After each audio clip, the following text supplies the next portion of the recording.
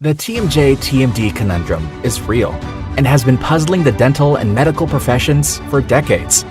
This is the TMJ-TMD Demystified podcast with Dr. Tony Urbanek, where we'll connect the dots between TMD symptoms and the actual cause. We'll tackle common TMD misconceptions and educate you, the practitioner, about a simple, tested, and proven TMD solution that has already provided relief to thousands of patients, while helping practitioners build an additional source of income free from insurance control. Welcome to this episode of the TMJ-TMD Demystified podcast.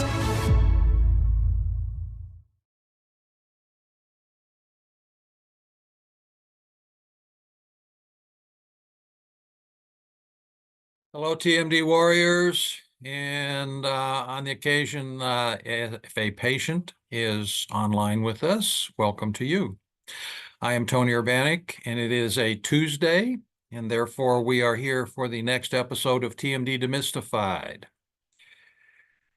Today's topic is profound. Today's topic is extremely important. I have touched on it many times before, but I find, after discussing TMD with not only my colleagues, my dental colleagues, but certainly patients, that no matter how many times I cover this issue or material, it is constantly misunderstood.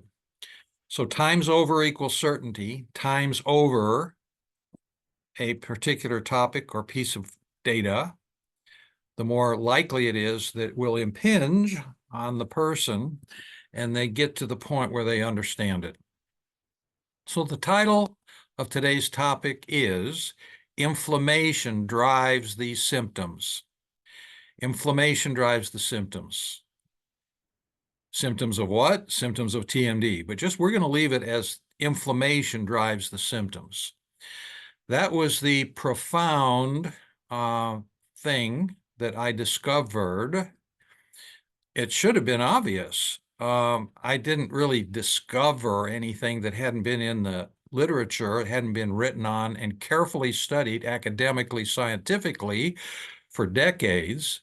It's just a matter of connecting the dots, connecting the information that's out there that actually describes and shows what is really going on with this thing that everybody calls TMJ, more properly called TMD, temporomandibular joint disorder, singular disorder, not disorders.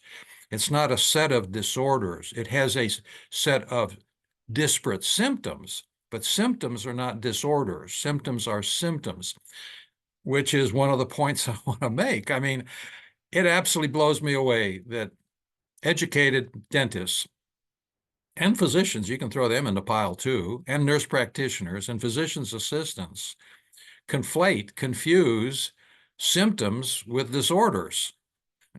No, a symptom is a effect of some kind of disorder. If you have diabetes, there are many, many different symptoms that you can come up with if you have type 1 diabetes. But the symptoms of diabetes are not diabetes. They are the symptoms of diabetes. And the symptoms of temporomandibular joint disorder, singular, are many. And I'm going to reel them off in a minute. We may talk about them, maybe at length. I don't want to bore you. But if you do not understand the disease, you can't possibly understand the solution. And that is actually what I discovered. I discovered actually the mechanism that creates the symptoms, the mechanism that has a common denominator, and that if you fix, delimit, stop the common denominator of the disease, then you fix the disease. You have no more symptoms. The symptoms go away. If you actually remove the common denominator that creates the symptoms. And the way I just said this, I can't think of a way I could say it better.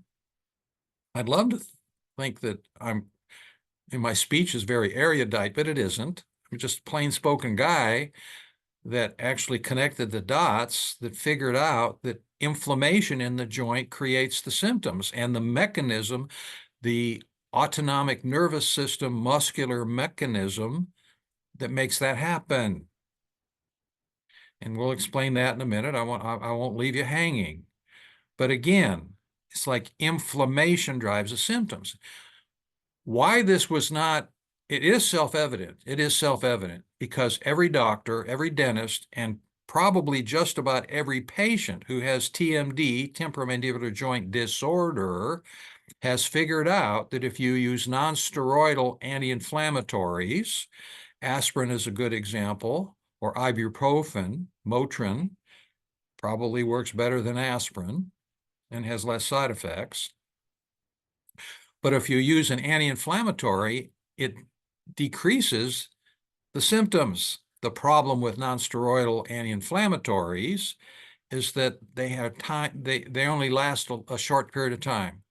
You take them for a week or two and they are not effective anymore. They run out of steam. They just don't work anymore. And every physician knows that, every dentist knows that, and probably every patient who uses non-steroidals for pain relief knows that. But what do non-steroidals do? What do non-steroidals do? Non-steroidals decrease inflammation. That's all they do. They're a good, effective way to decrease inflammation. So we know that this joint becomes inflamed after damage. What kind of damage? Well, there are only three causes, three types of damage to this joint. Three categories, three types of damage to this joint. The one that everybody focuses on is bruxism, clenching or grinding. Clenching or grinding is the same thing. You can clench and damage the joint. You can grind and damage the joint. You can clench and grind at night and it'll damage a joint. You can clench or grind in during the day and it'll damage the joint. But the point is, that is called bruxism, and that is one category that damages this joint frequently. The second category is trauma, acute trauma. A baseball bat to the chin, an auto accident, and whiplash is very, very common. Whiplash causes joint damage because when the neck goes back, it snaps the jaw open over the stops and overly extends the jaw, mandible, damages the inside structures in the joint. In a whiplash injury, that's very common, acute kind of trauma. In Tennessee, it's 4x4s off the back of a pickup truck, bar fights, and for the females, whiplash. And then the third I've spoken on category that damages the joint is functional malocclusion.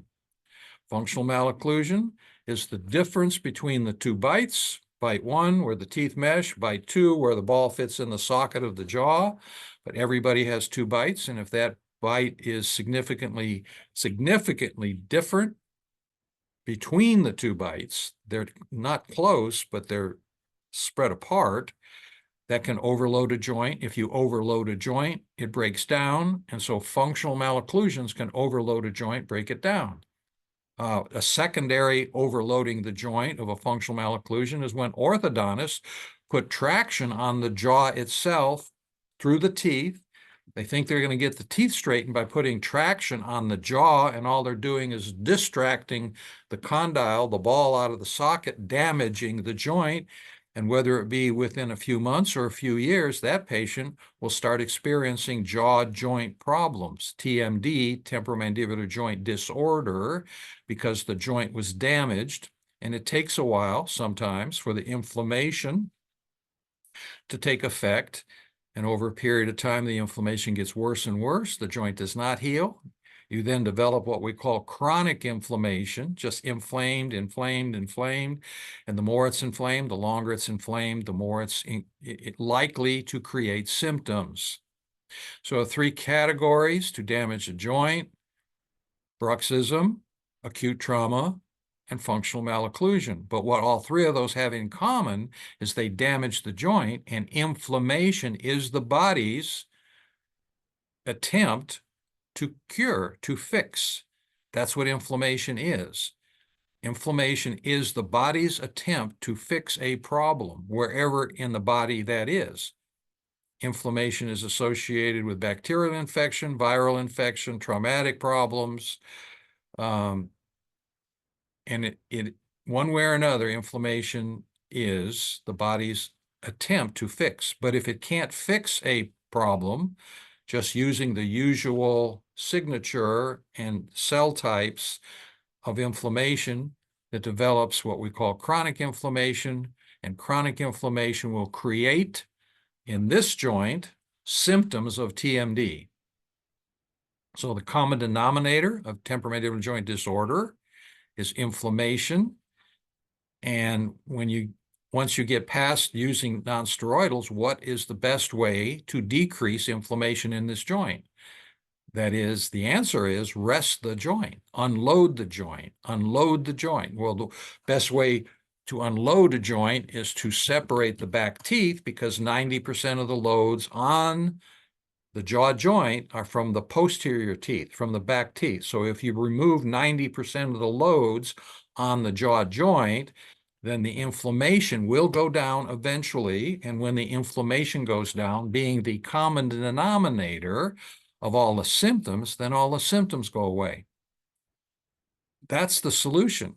The problem is that the vast majority, like almost exclusively, of the dentists who try to treat this problem one way or another don't understand what I just explained to you.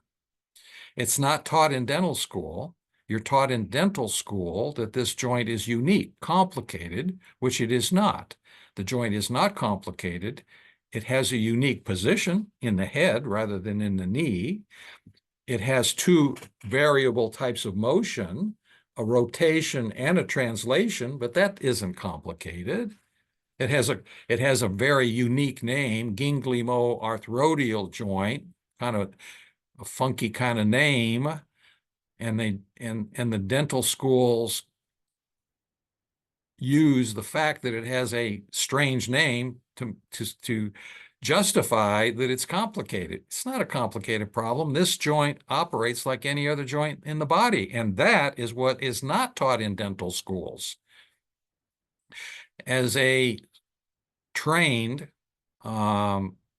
with scientific credentials, degrees in cell biology and anatomy, I can attest that this joint operates like any other joint in the body, which is the antithesis of what dentists are taught in dental school. And I've never had a dentist disagree that that is what he was taught in dental school. It's unique, it's complicated. We don't know how to treat TMD.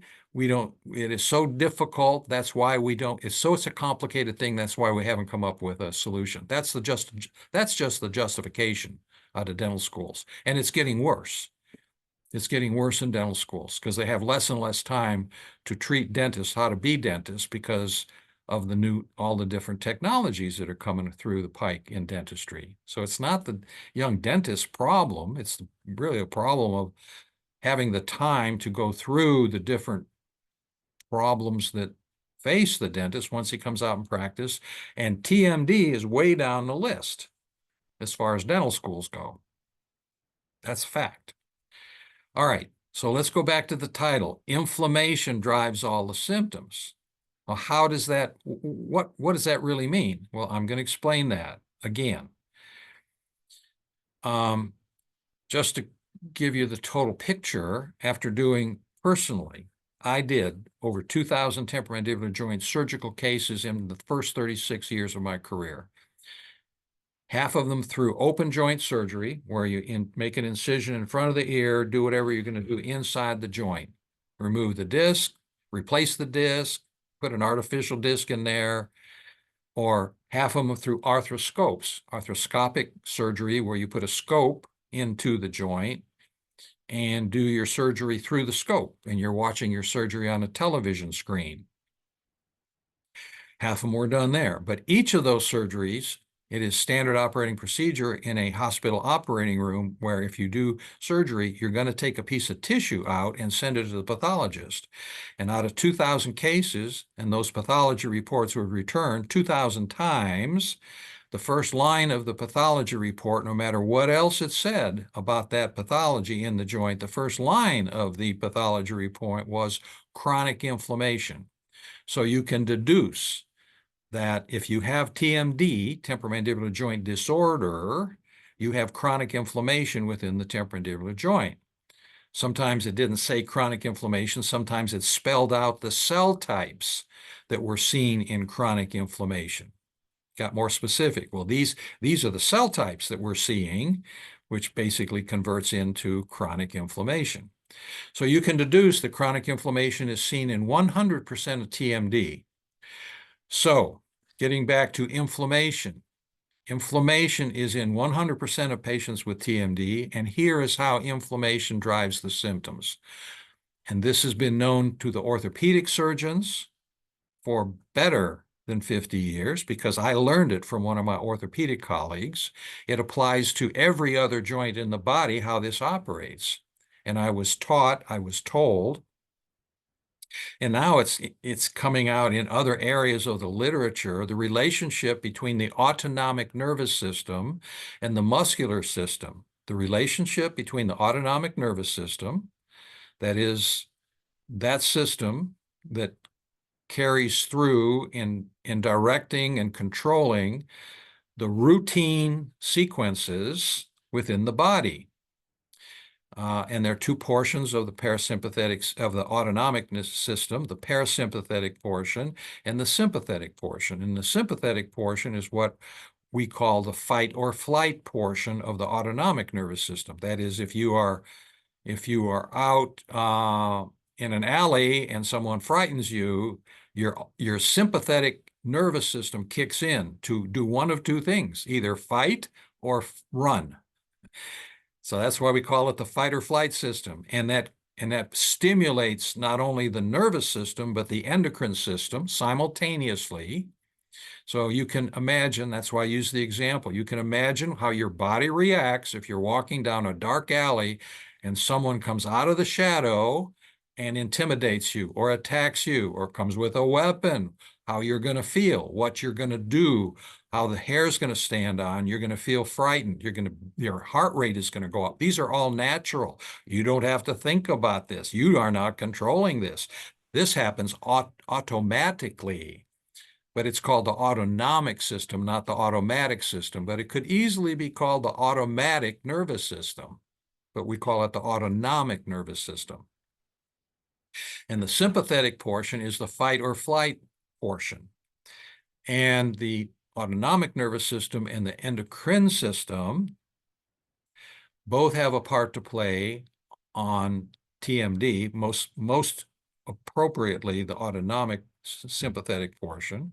And so when this joint becomes damaged due to what? Three causes, one or more of the three causes, that joint sends an autonomic signal, nervous signal to the brain. It doesn't have to go far. And actually in the brain stem, you are not knowing this happens. Remember, the fight or flight part of the autonomic nervous system. And that inflammation announces that it's there to the brain. It says, I'm inflamed, I'm hurting, I'm inflamed. And the brain takes that information, takes that signal and modulates it, accepts it, and sends a signal back down through the autonomic nervous system, sympathetic portion, and says, don't move the jaw, and stimulates the muscles that move the jaw to get tight, to contract. And where the muscles contract and they pull on the bone, where the muscles are attached to the bone, they pull on the bone, and where they pull on the bone is where the sensors for pain is, not in the muscles themselves. And where the muscles, and there's 5 major muscles, I'm not going to give you the names, you doctors should know them. Here, here, here, here, attached to the zygoma, and where those muscles get the signal to tighten up, they pull on the bone, stimulate the nociceptors. Noci is Latin for pain. Doctors have to speak in Latin to sound important. They can't say pain sensors. They have to say nociceptors. So the nociceptors are located in the periosteum, and wherever the muscles pull on the periosteum, it stimulates the nociceptors, and that is where you will feel pain. Not always on the same part of the face, not always on the same day. Pains move around, and that is why the most common symptom of TMD is headache. And where the muscles pull on the bone, and you have lots of periosteum covering the cranial vault, people will complain of headache. Neck pain is the second most common symptom. And when the inflammation goes beyond the signals to say tighten the jaw, the signal comes down, I told you tighten the jaw. Now you're still having pain. The joint is still inflamed. I want you to tighten the neck. Hold everything tight. And the second most common symptom of TMD is neck pain. After that, if the chronic inflammation continues and continues sending signals to the brain stem, to the brain says, I'm inflamed, I need help. The brain says, okay, I told you hold the jaw tight. That wasn't enough. I told you hold the whole head tight. People would complain of pain where the muscles that move the neck, sternocleidomastoid, trapezius. Now I want you to hold the whole upper shoulder girdle tight, and people will complain of upper shoulder pain and tightness. When it gets to the point where the strap muscles on the side of the neck, these little muscles on the side of the neck, get signals to get tight, they squeeze the brachial plexus, the nerves that go through the neck muscles, brachial plexus nerves, and supply feeling to the arm, and patients will complain of arm, hand, finger tingling and numbness associated with, caused by inflammation within the temporomandibular joint. That's the mechanism for the painful symptoms of TMD. What are the symptoms? Frequent or recurring headache, earache, jaw pain, neck pain, upper back and shoulder pain, arm, hand, finger tingling and numbness, and various kinds of locking. I left out 3 symptoms intentionally. I call them the middle symptoms. I usually place them after the shoulder pain symptoms of ringing in the ears, tinnitus, subjective hearing loss, feeling of your ear is full of water and it won't go away when you haven't been swimming, and variations of dizziness, vertigo. I feel dizzy. I feel the room is spinning. I feel I'm spinning. I just feel dizzy. Ringing, fullness, dizziness, tinnitus, subjective hearing loss, vertigo are the definition of Meniere's disease. The ENT doctors have no solution for Meniere's disease. They do a very expensive workup to tell the patient you have Meniere's disease, and the patient says, what do we do for that? And the ENT rolls his eyes, shakes his head, and said, we do not have an answer. We do not understand enough about it, but we know, I know, and I'm going to tell you how inflammation in this joint creates ringing, fullness, dizziness. And it has to do with an anatomic structure, which is a fissure, a line fissure, a linear opening from the jaw joint into the middle ear. It is called the petrotympanic fissure, first identified by Dr. Johann Glasser in the year 1680. It's in every Gray's Anatomy. Look it up, pull up Gray's on your computer. Go to petrotympanic fissure or Glasserian fissure, because the doctor who found it was a Swiss anatomist in 1680 named Glasser, Johann Glasser. So it is also called the Glasserian fissure. And that fissure, that opening, allows chronic inflammation to get inside the middle ear. And if you just take chronic, and it's a very, very small area and had very, very precise structures in there, the hearing mechanism and the vestibular mechanism that keep you upright and keep you from feeling dizzy and keep you from falling down, and the hearing mechanism is inside the middle ear. The petrotympanic fissure allows chronic inflammation fluids to get from the jaw joint, because it goes through the distal part, back part of the glenoid fossa of the joint into the middle ear. And that is why chronic inflammation in the jaw joint causes tinnitus, subjective hearing loss, and vertigo. And then locking is associated with the synovial fluid in the temporomandibular joint, the synovial fluid is the lubricant within the joint. If you have synovial fluid in your knee, it works nicely, smoothly. If you do not have synovial fluid in the ear or damaged synovial fluid in the knee, then the knee won't work well.